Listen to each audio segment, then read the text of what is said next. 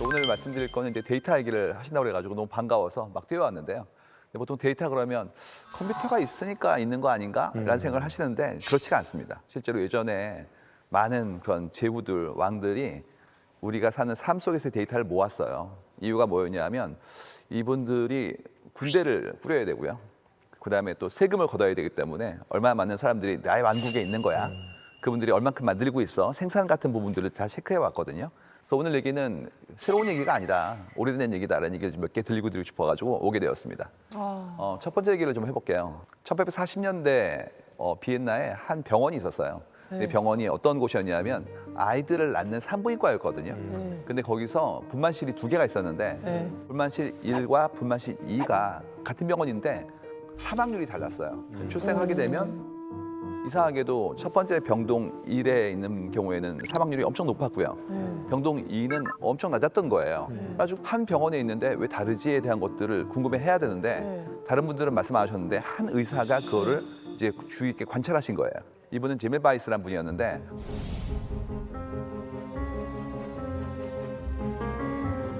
이상하다. 왜 일병동은 이렇게 사람들이 많이 죽지에 대한 거를 여러 가지로 관찰을 해본 거예요. 흥미롭게도 일병동은 의사들이 아이를 받고 이병동은 오히려 조산원이 받는다는 걸 발견한 거죠.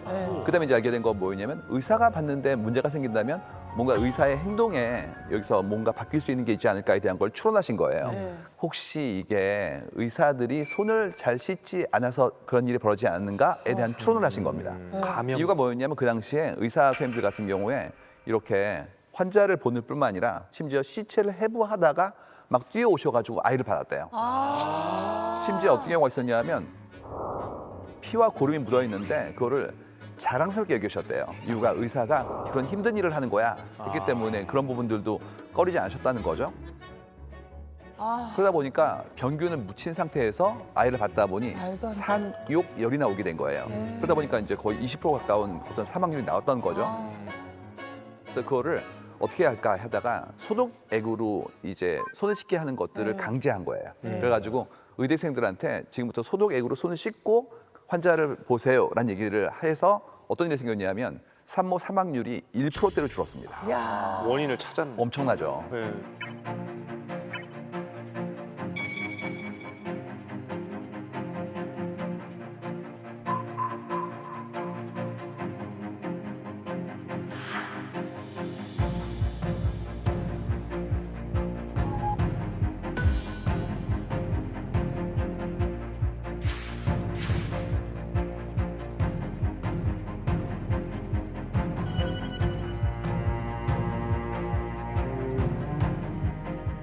관찰하고 데이터를 모은 다음에 추론하고 그걸 기반으로 삶의 방식을 바꾸어서 실제 우리한테 혜택을 줬던 케이스인데 문제는 뭐냐면 이분이 병원에서 쫓겨납니다. 왜요? 이유가 다른 의사 선생님들한테 합의를 이끌어내지 못한 거예요. 씻어야 돼, 씻어야 돼. 그다음에 이런 것은 좋은 일이야. 여기까지 하지 않고 안 씻는 사람은 문제가 있어. 이제 이렇게 얘기를 하신 거죠. 그러다 보니까 이제 동료 의사 입장에서 그때까지만 해도 과학적인 형태의 규명이 안 됐었기 때문에 이분의 방식들을 거부한 거예요. 우리도 똑같거든요. 어떤 일이 생겼을 때 내 상식에 좀 반하는 일이 벌어지면 처음에는 맞아요. 이것이 신기하다가 아니라 이건 아니겠지라고 생각해요. 맞아요. 그러다 보니까 나도 모르게 이건 아니야. 내가 했던 방식이 맞아라고 주장하다 보니 기존의 발견과 갈등이 생기는 부분들이 생기거든요. 이걸 뭐라 부르냐면 제멜바이스 리플렉스라고 불러요. 제멜바이스 리플렉스는 뭐냐면 반사작용입니다. 그래서 어떤 새로운 발견이 나오면 우리 일단 거부한다. 그렇기 때문에 혁신적인 형태의 것들도 실제로 우리한테는 영향을 끼칠 때까지 시간이 필요하다는 것들을 얘기하는 그런 하나의 단어가 있습니다. 저 김상훈 교수님이랑도 몇 번 다퉜어요. 이 문제 때문에. 사실 잘 안 맞거든요. 왜냐면 저는 귀신을 봤거든요. 전 귀신을 봤어요. 한번 본 적이 있어요. TV에서 본 적이 있어요. 근데 교수님은 귀신이 없다. 아니요, 저 없다고 하지 않았죠. 없다는 것은 입증할 수 없다 그랬죠.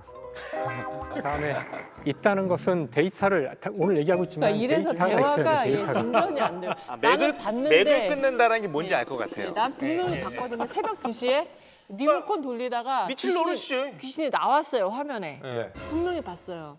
근데 교수님은 아니 그걸 제가 거짓말이라고 하지도 않았잖아요. 그러니까 과학적이다라는 말을 하려면 재현 가능하고 그렇죠. 객관적인 데이터가 그렇지. 돼야 한다는 거죠. 그러니까 귀신이 있다 없다를 말씀드리는 게 아니고 귀신이 있을 수 있습니다. 있을 수 근데 있죠. 과학적 존재라고 볼 수 없다라는 게 결론이죠. 그렇죠. 네, 그러니까 있을 수 있어요. 봤을 수 있어요, 당연히. 맞아요. 근데 과학은 아닙니다. 자, 문과 선생님 한번 도와주시죠. 아니 이게 예. 이거를 눈에 안 보이는 것도 마치 눈에 보이는 것처럼 좀 설명을 해주시면 아 그렇구나 할 수 있거든요. 근데 지금은 없는 걸 어떻게 입증하냐 이러시니까 대화가 잘 안 이어지는 거죠. 네. 자, 만약에 지금 허공에 떠돌아다니는 변원들이 있다면 지금 모니터를 통해 한 번만 나와 주시기 바랍니다. 그래 우리 홍진경 씨를 네. 좀 도와주십시오. 나오시면은 예. 물어볼 게 많습니다. 예. 저도 보고 싶어요. 예, 사실. 저도. 예. 19세기 말고 그 다음 얘기를 좀 해볼게요.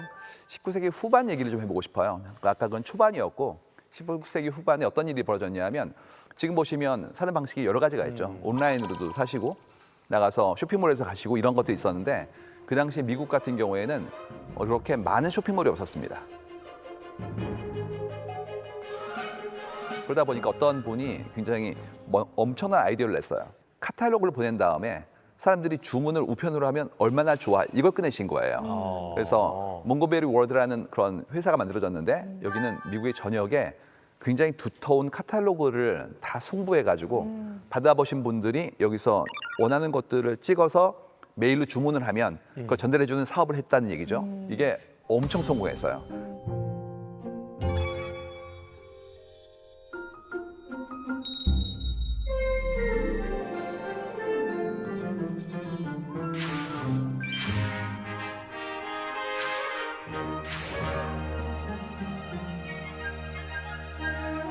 그래가지고 이 카테고리 리스트 목록에 300만 명 이상이나 등록을 했습니다. 그러니까 엄청난 사업을 만든 거죠. 그 시기에. 처음에는 같은 카테고리를 뿌린 거죠. 좀 있으니까 뭐게 됐냐면 이분은 잘 안 사시는데 이분은 이걸 좋아하시는데 이걸 알기 시작하는 거예요. 그리고 이제 RFM이라고 그러는데 리센시라는 거는 최근에 샀습니까? 두 번째 F라는 건 frequency예요. 얼마나 자주 사나요? 세 번째 M은 모니터인데요. 얼마나 많이 샀어요? 이걸 기반으로 분류합니다. 그러면 이제 예를 들어서 도경환 씨는 많이 사신 거예요. 그렇기 때문에 이분한테는 좀 더 많은 정보를 드려서 사게 만들고요. 교도소 형님은 좀 덜 사신 거죠. 그러면 카탈로그를 좀 이분이 살 수 있을 만큼 저렴한 걸 주시든지 아니면 아예 안 보내는 거 이런 일들이 벌어진 거거든요. 그다음에 효율이 엄청나게 좋아져가지고 이걸 기반으로 했던 수많은 형태의 추천 알고리즘이 나온 게 우리가 지금 바라보고 있는 지금의 추천 시스템이라고 볼 수가 있어요. 야 오래됐구나. 너무 100년이 재밌다. 넘은 얘기예요. 네. 와. 데이터의 마이닝을 통해서 사람의 마음도 재정적인 형태의 어떤 결과도 낼 수 있으니까 미래의 변화도 캘 수 있지 않을까라는 희망으로 살고 있습니다. 고맙습니다. 역시 깔끔합니다. 데이터를 통해 산모들이 목숨을 구한 것 같은 사례가 많다고 하셨잖아요. 또 어떤 게 있나요? 또 있나요? 저는 개인적으로 역대급 데이터 마이너로 여러분 잘 아시는 나이팅게일을 꼽고 싶습니다. 나이팅게일. 나이팅게일은 백의의 천사. 예, 아시죠? 근데 과학이랑은 영 거리가 멀어 보이는 분인데. 이분이 정말 뭐 대단하신 분이에요. 예를 들어 뭐 직업은 다 아시잖아요. 간호사. 간호사. 그냥 이렇게만 알고 계신데 실제로 이제 영국 왕립 통계학회 첫 여성 회원이자 미국 통계학회 명예회원인 데이터 전문가입니다. 통계학회. 통계학회. 저희 쪽에서는 엄청 유명하신 맞아요. 통계학자고요. 나이팅게일이요? 네, 행동가입니다. 이분이 실천가예요. 예. 이 나이팅게일 같은 경우가 그 크림 전쟁 당시에 이제 간호사로 활동하셨어요. 근데 프랑스, 영국, 오스만 제국, 러시아 사이에서 벌어진 전쟁이잖아요.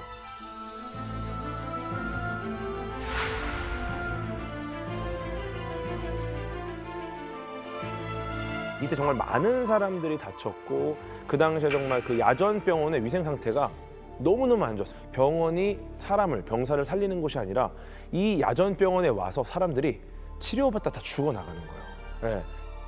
사실 이때의 상황이, 그러니까 원래 그 유럽에서의 전쟁이란 것은 나폴레옹 전쟁 이전까지는 불과 한 몇만 명이 싸우는 게 보통이었어요.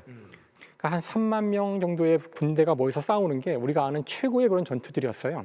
그런데 나폴레옹 전쟁 이후로 이게 양상이 바뀌어요.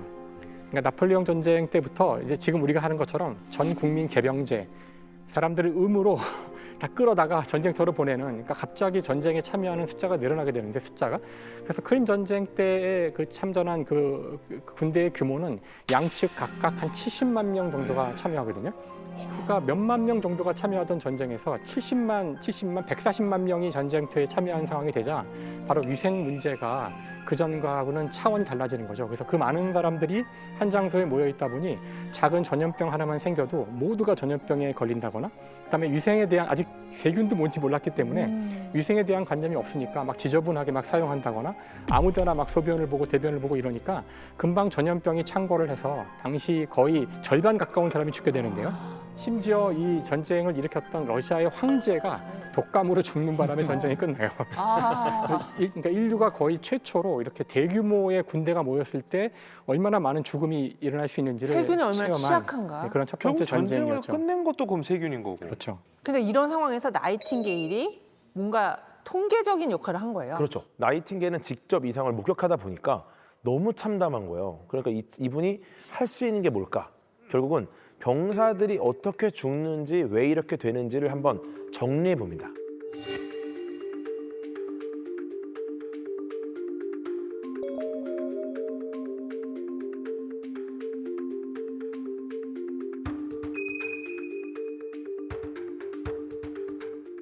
그래서 보시면은 뒤에 있는 이 다이어그램이 이제 로즈 다이어그램이라는 거예요. 로즈? 예, 약간 장미꽃 모양으로 돼서 가장 유명한 차트입니다. 맞아요. 심각성을 분석하기 위해서 데이터로 이렇게 시각화를 시킨 거죠. 원 형태를 12개의 구역으로 나눴습니다. 위에 6개, 아래 6개. 그래서 이제 전부 이 12개의 이 구역들이 하나의 월을 의미하고요. 파란색이 전염병 등 2차 감염으로 사망한 병사의 수. 우와, 파란색이? 네, 2차 감염. 붉은색이 이제 치명적인 전투 부상으로 인해 사망한 병사의 수. 그다음 검은색이 기타 이유입니다. 네, 그럼 보시면 이 파란색이 압도적으로 많은 거네요. 압도적으로 파란색이 많죠. 그 말은 뭐냐면 결국은 실제 부상이 심해서 혹은 다른 이유보다도 제일 중요한 게 2차 감염이구나. 이걸 데이터를 통해 알아낸 거죠. 우리 문과에 계신 우리 또 선생님들이 너무 조용하세요. 저는 예. 이걸 보면서 이런 걸 보면서 문과적으로 어떤 느낌이 드시나요? 나이팅게일이 굉장히 문과적으로 접근했다는 생각을 하죠. 이걸 보고요? 네, 네. 도대체 여기 어디에 문과적인 요소가? 너무 억지로 아니, 껴맞추시는 거 아닙니다. 아니에요? 예. 데이터 자체도 중요하지만 예. 데이터를 가지고 어떻게 설득하는지가 훨씬 더 중요하다고 말씀드렸었잖아요. 네. 나이팅게일이 이 로즈 다이어그램을 만든 이유는 예산을 따내려고 한 겁니다. 2차 감염이 제일 많았잖아요. 왜냐하면 그때 병원 시설이 굉장히 열악했어요. 네. 그래서 지원을 받아야 되는데 그러면 지원을 할 사람들을 설득해야 되죠. 네. 그럼 숫자만 보여줘 보세요. 이 숫자가 뭐야? 이럴 거 아니에요. 사람들이 알아보기 쉽게 그림으로 만든 거예요. 그런 측면에서 사람을 설득하는 방법을 알았다는 거죠. 설득을 할 때는 또 문과적인 접근으로. 그럼요. 네. 정확히 지적하신 것처럼 나이팅게일의 진정하게 아마 훌륭한 그 점 중에 하나는 아까 제멜바이스와는 달리 결국은 이 데이터를 가지고 정부 당국을 설득하는 데 성공을 했다는 거라고 생각해요, 저도. 그래서 이 전쟁이 끝난 다음에도 줄기차게 이 이야기를 해서 사실 뭐 영국이 그 이후 세계를 제패하는데 여러 가지 이유가 있었겠지만 그 이후 영국 군대는 이제 이 문제를 굉장히 심각하게 다루거든요. 위생에 대한 문제를 다루기 때문에 그 이후에 그 어떤 나라보다도 병으로 죽는 병사의 수가 적은 그런 군대가 됩니다.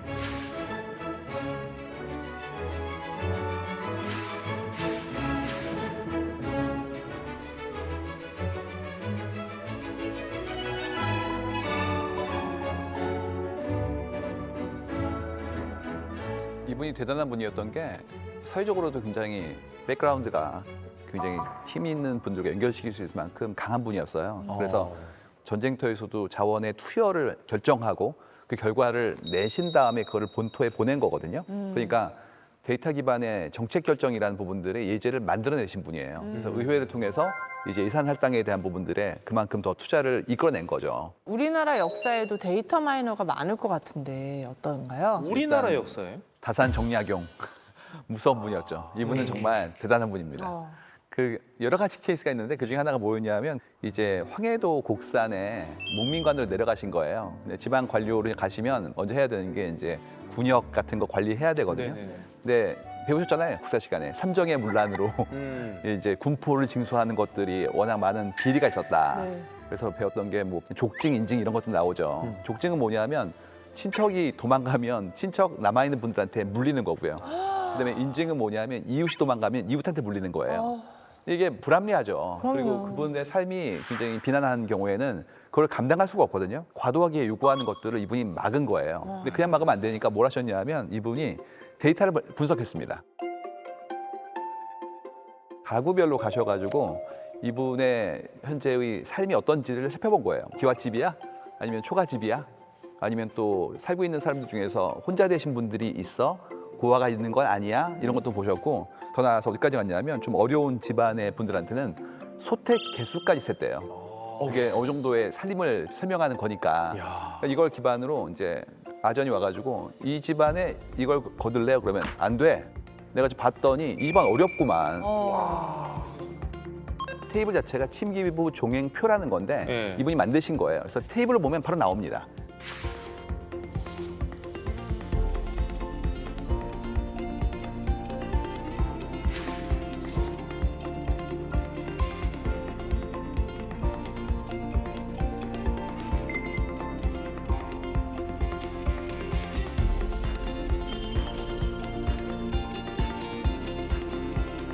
저희가 생각하는 거는 아 이분은 정말 천재다. 근데 우리 알고 있는 유명한 얘기 있잖아요. 원페이지 프로포절이라고 그래가지고 의사결정권자들은 두꺼운 책 싫어하잖아요. 맞아요. 그거를 보통 정보를 유실하는데 유실하지 않고 하나를 만들 수 있을 만큼 엄청난 지력을 가진 분이었다는 건지 알게 됐죠. 엄청난 데이터 사이언티스트입니다. 대단하네요.